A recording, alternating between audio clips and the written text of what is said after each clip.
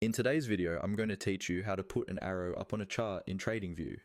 This is a simple but really useful tool when you want to highlight important price levels, mark entries, or just make your charts easier to understand when you come back to them later. Let's start right on your TradingView chart.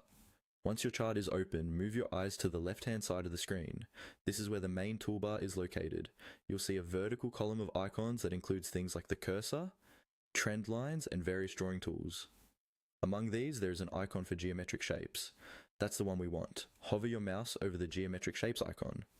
Depending on your current layout or the last tool you used, this icon might look like a rectangle, a circle, a triangle, or another shape.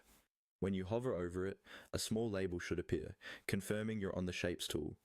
Go ahead and click on it once. When you click on the geometric shapes icon, a small submenu will open, usually expanding either to the right or slightly downward. This submenu contains different drawing options such as rectangles, ellipses, triangles, and various icons. Among these, look for the arrow options. You should see an arrow pointing up along with other arrow directions or similar markers. Now, click on the arrow up option from this submenu.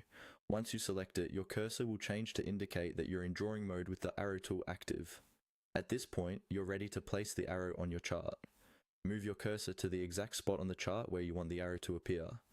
This might be under a candlestick where price reversed, at the point of a breakout, or anywhere you want to draw attention. When you've positioned the cursor precisely, click once on the chart. An upward pointing arrow will be placed right where you clicked. After placing the arrow, you can usually adjust it if needed. If you click on the arrow again, you'll see small handles or a bounding box. You can drag it to a new location or use the settings panel that appears to change its color, size, or style, depending on your preferences. And that's all there is to it. Open the Shapes menu on the left, choose the Arrow Up tool, and click on your chart where you want that arrow to appear.